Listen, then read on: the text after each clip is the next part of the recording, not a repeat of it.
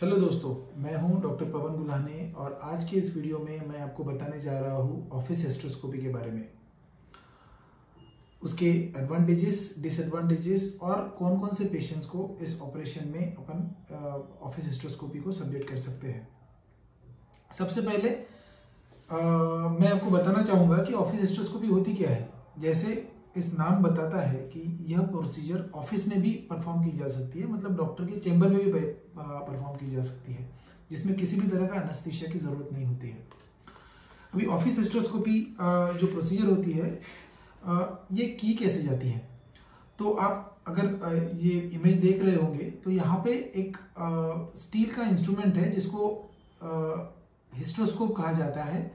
उसके ऊपर जो होता है वो ऑफिस हिस्ट्रोस्कोप की ऑपरेटिव शीट है और एक इंस्ट्रूमेंट जो आपको दिख रहा है कैंची जैसा, वो है इंस्ट्रूमेंट जिससे किसी भी तरह के ऑपरेशन गर्भाशय के अंदर हम लोग परफॉर्म कर सकते हैं। इस इंस्ट्रूमेंट का जो थिकनेस होता है दैट इज ओनली 4.2 मिलीमीटर, जो इस पेन से भी पतला होता है और उस कारण आपको किसी भी तरह का पेन इस प्रोसीजर में महसूस नहीं होता। अभी ये प्रोसीजर की कैसे जाती है। इस प्रोसीजर के दौरान आपको सबसे ज्यादा इंपॉर्टेंट जो चीज होती है, जो आपके डॉक्टर काउंसलिंग करते हैं, जिसमें आपको बताया जाता है कि ये प्रोसीजर में एनेस्थीसिया नहीं दिया जाएगा और आपको बताया जाएगा कि इस प्रोसीजर के दौरान आपको जैसे महीने में या फिर मेंसेस में जैसे दर्द होते हैं उसी तरह का दर्द हो सकता है। अब इस प्रोसीजर में क्या किया जाता है।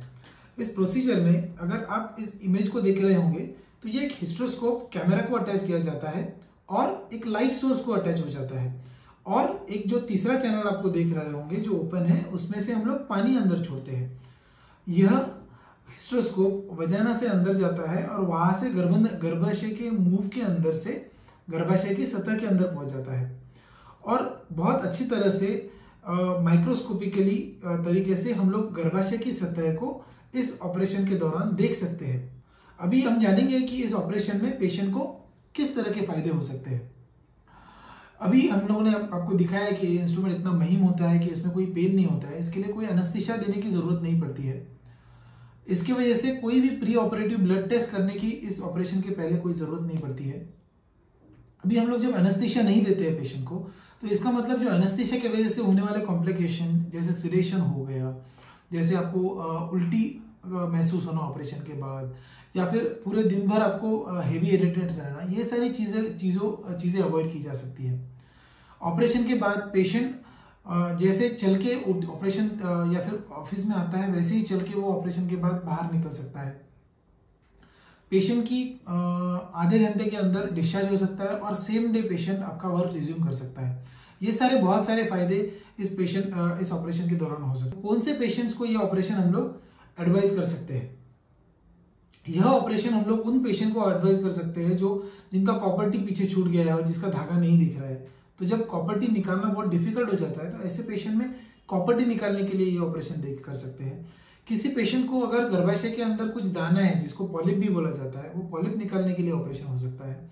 कुछ पेशेंट्स को अबॉर्शंस के बाद या फिर कुछ इन्फेक्शन के बाद गर्भाशय के अंदर जाले बन जाते हैं, तो ये जाले निकालने का ऑपरेशन भी हम लोग ऑफिस हिस्ट्रोस्कोपी से कर सकते हैं। जैसे पेशेंट का महीना जाने के बाद पोस्ट मेनोपॉजल पेशेंट्स में अगर आपको डायग्नोस्टिक हिस्ट्रोस्कोपी करना है और उसमें से कुछ अगर एब्नॉर्मल ग्रोथ दिख रही है तो उसका बायोप्सी लेना। कुछ पेशेंट्स रहते हैं जिनमें बहुत ज्यादा ब्लीडिंग होती है और गर्भाशय की जो अंदर की सतह रहती है उसमें सूजन रहती है, तो ऐसे पेशेंट में डायग्नोस्टिक हिस्ट्रोस्कोपी करने के लिए भी ये ऑपरेशन हम लोग कर सकते हैं।